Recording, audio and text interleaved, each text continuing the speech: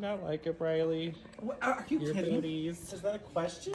Oh my gosh, oh my gosh. Okay, let her get outside before she revolts completely. She's gonna get out of hers I know. by the time she gets out there. Okay, go. Okay. Go potty. Come on, Bry. Here we go, come on.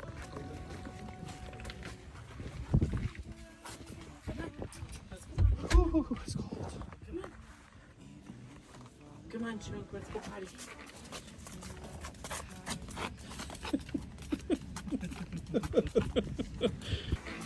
I will keep on holding my head high, even if the sky is falling down.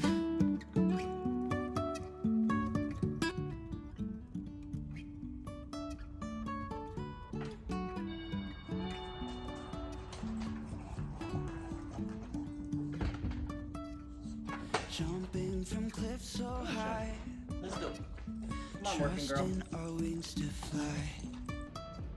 Sometimes we're crashing down, but we get up and start from the ground. And I really wanna know, So did you think I died? Or I forgot about you guys, or I was not coming back? You'd be wrong. But a lot has been going on, and it's kept me away from YouTube. I've just had a really crazy busy month professionally, and I see now that I'm going to need to shift my content a little bit to leaning into my new job and talking about that process, because my candle business has been slowed by my getting a new job. Let's start this story at the beginning.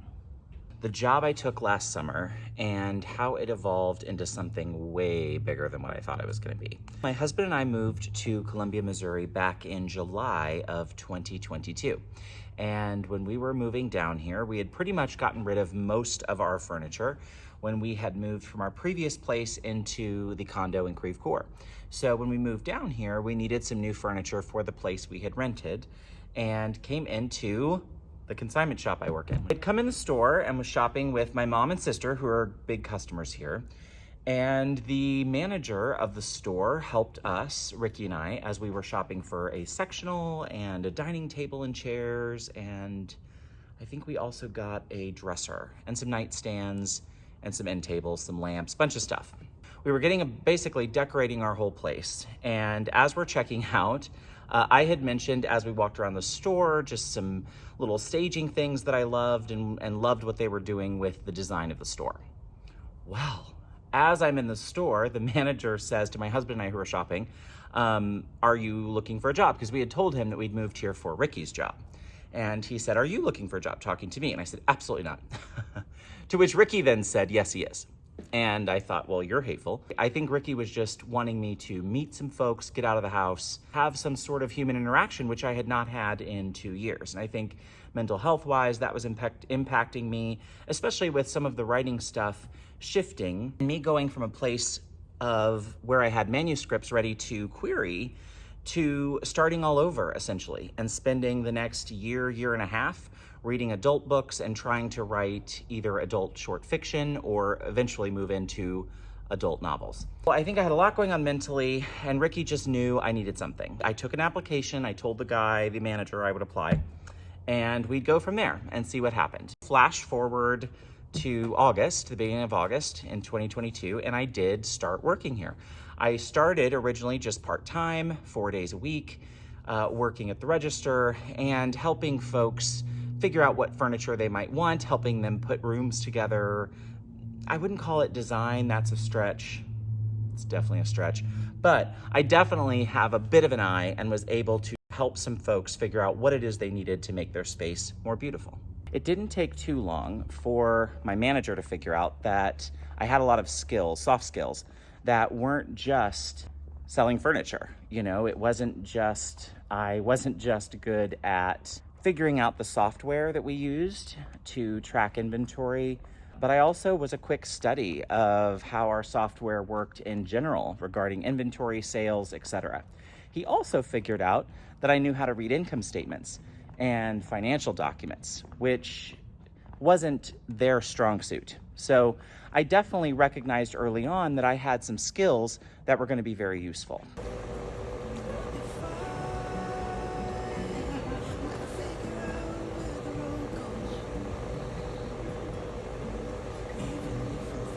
Flash forward to the winter, and we're getting close to Christmas and New Year, and stuff has been going on at work that has been a little chaotic, right? And out of nowhere, I am suddenly promoted to assistant manager. Didn't really want that role, but it was obvious that I was already doing the job. I mean, for all intents and purposes, I was working 45 to 50 hours a week. I was doing absolutely every managerial task except payroll, which I would find out there's a reason for that later. I was doing the inventory counts. I was handling consignor complaints. I was handling customer complaints. I was handling the staffing. I was tasked with figuring out the work schedule for the staff. I was tasked with writing the new language for the contract. We were introducing a new contract for our consignors here at the store, and I was pretty much tasked with getting that drafted as well. So it quickly became apparent to me that I was being taken advantage of by the previous manager, and that he was all too happy to continue paying me nowhere near what definitely he was earning, but nowhere near what his deputy or number two happened to be earning either. I'm promoted to assistant manager. It's the little time window, which really only lasted 2-3 weeks, where I was in that assistant manager role before more turbulence at the store, and suddenly I was being tapped to step into the manager role. You can say I lost my mind, I will keep on holding my head high, even if the sky is falling down, even if the sky is falling down, yeah. I'd done the assistant manager role for about 3 weeks when there was more sort of shifts, changes, shakeups at the company, and I was tapped to be manager. Now, was I qualified? Well, on paper, yes. I mean, I have an MBA, I have an MS in finance, I have worked retail. I had not managed a retail store, but I had managed people before. So I had a good bit of knowledge, and I had 6 months on the job exactly to the day when I became manager, from cashier to assistant manager to manager. What I didn't know was that I was being tasked to clean up the messes of the previous manager. There had been just some things done that was not how we wanted to do them as a company, and so they were kind of tasking me with sort of fixing some of those issues, tightening up. As I said before, we were already planning on changing the contract, but there were just some practices that had sort of become habit here that weren't good for us as a business, especially going into a time where our customers may need to pull back on their spending. We are, after all, heading into most likely a recession. So I am coming into this job at sort of a challenging time, because although we've been in business 6 years and we've proven our model and our success, it doesn't take long for a few little errors from leadership to sort of turn a good thing into a not so good thing, or to turn a well-oiled machine into a place where cronyism and special deals for a few people can suddenly turn into special deals for lots of people, and then that starts to impact the bottom line. Another problem that we had that I had to figure out and address quite quickly is when the previous manager left, they took several staff members with them. Now, I think all in all, this was a good move for the company. Although I will miss some of them, and they were definitely talented individuals in their own ways, I think sometimes when we're doing a culture shift at a place of employment, it's really important to wipe out all of the previous folks who were very used to the other culture. That's been a challenge too, because basically I lost 3 staff members at once, and also had a firestorm of problems that needed to be addressed that had sort of been just put off and put off and put off. And once I stepped into the role, I'm not someone who is afraid of confrontation or, doing the right thing or pulling together a plan to fix a disaster. And so that's what I did. And don't get me wrong, when I say disaster, I'm not talking natural disaster. I'm just saying for a business that's been in business for 6 years and has developed a certain reputation, it really does not take long or too many errors in judgment from leadership to set the company on a path that, if not course corrected quickly, could be a long-term problem. However, I wasn't gonna let that happen. Mostly because the staff that I was left with is amazing. Everyone that works for me is dedicated, hardworking, and committed to making this company thrive.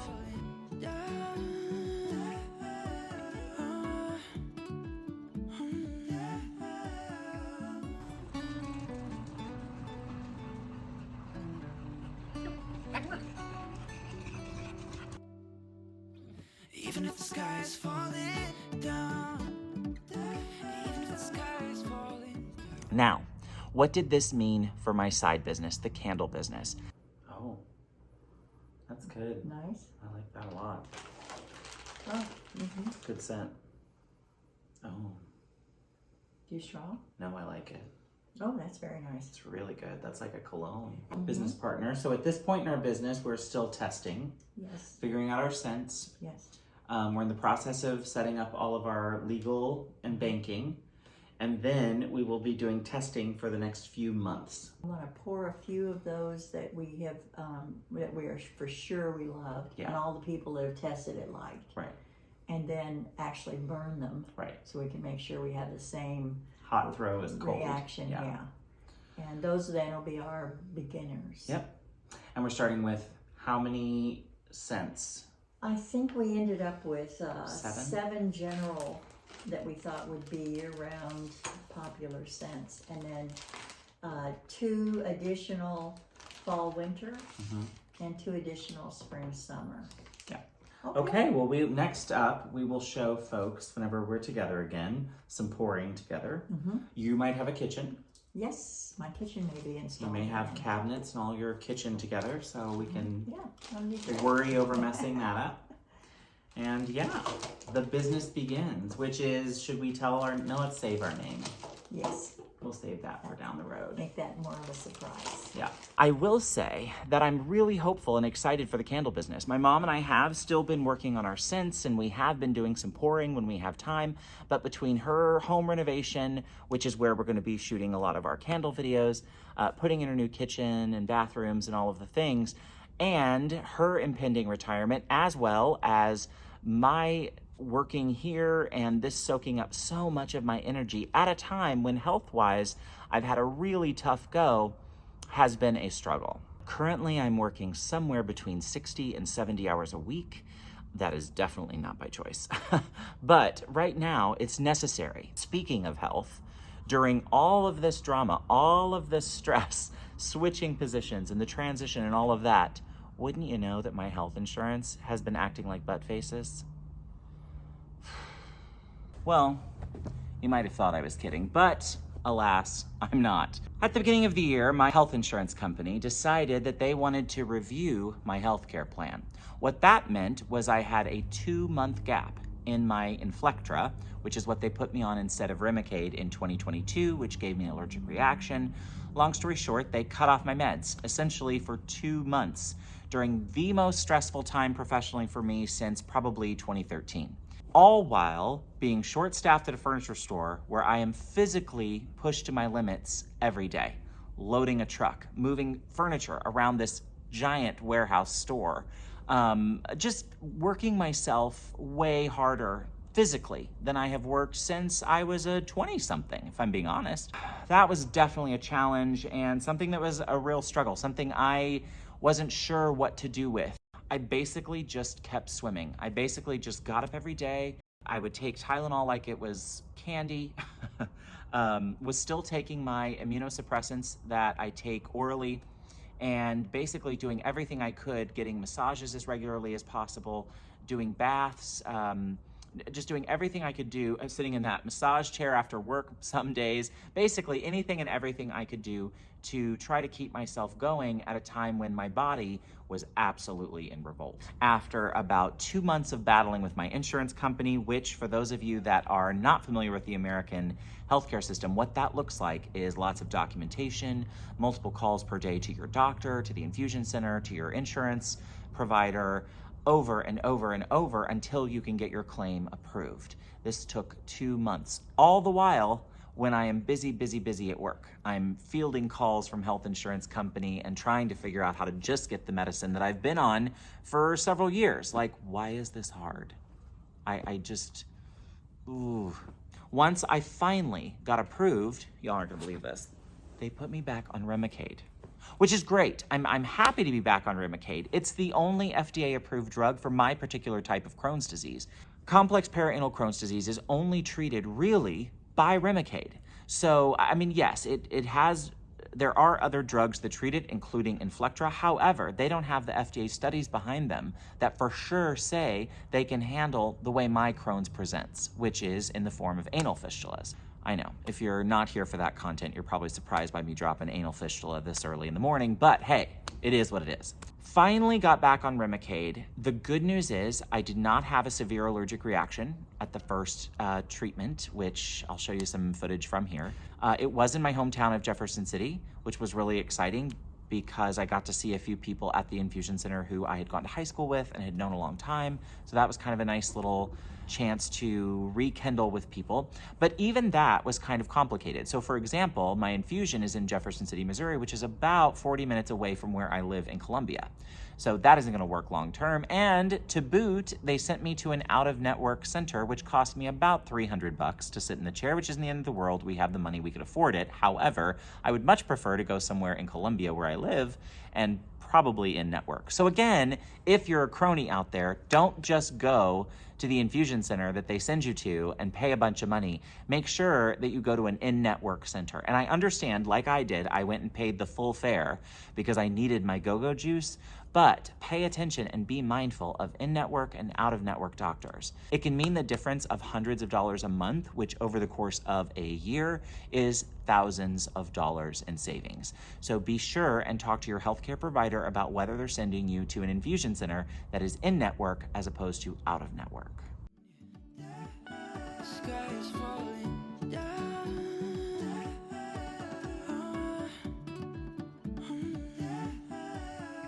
Say hello in the comments below. I'd love to chat with you. I miss catching up with all of you in the comments, seeing what's going on in your lives, and being a part of your journey as well. I hope this finds you healthy and well, and I'll see you next week.